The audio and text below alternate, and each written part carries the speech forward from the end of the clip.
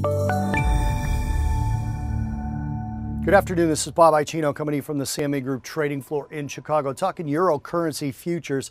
Pretty interesting move in the euro today, up about 35 basis points, so less than 0.5%, but not a ton going on in the currency market. The euro was actually one of the larger, more newsworthy currencies in the FX world today. Angela Merkel, Chancellor of Germany, who's had some troubles. First, she got reelected, but then her party lost. This was months ago, and she had to form a coalition government with the Christian Socialists.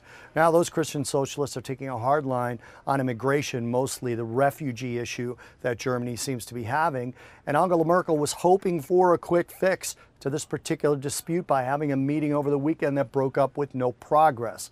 So her actual tenure as prime minister comes into play, because if they don't get some sort of resolution to this, there could be a no confidence vote. She could actually lose that position. So it's not likely, and the currency isn't pricing that in yet, but her having no quick fix to this immigration dispute is definitely at play in the euro currency going forward. Also, we had Peter Pratt, who is the ECB's chief economist, kind of turned slightly dovish in a speech this morning. Again, didn't really affect the currency, which is a little bit surprising, probably because of the way the question he was answering was structured.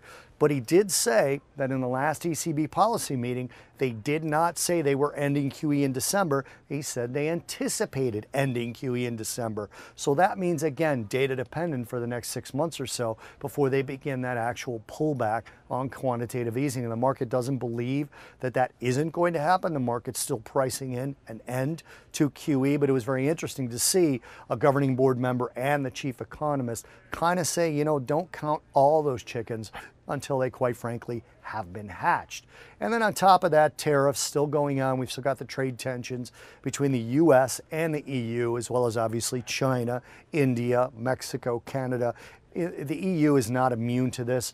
There's more concerns about tariffs on German automakers. They say European automakers, but essentially that's Germany, a little bit of Italy, but there's just not that many vehicles, and Fiat has already announced an end to selling vehicles in the US in the coming years. So this is mostly a German issue, which again is the strongest economy in the EU. Nothing's been imposed yet. The EU tariffs that are retaliation to the steel and aluminum tariffs have not gone into effect yet, but all of this is getting priced into the euro right now. Euro stronger, but it may change in the future if things change on the tariff front. This is Bob Iaccino talking about euro currency futures, up about 36 basis points, around 117.73 from the CME Group trading floor in Chicago.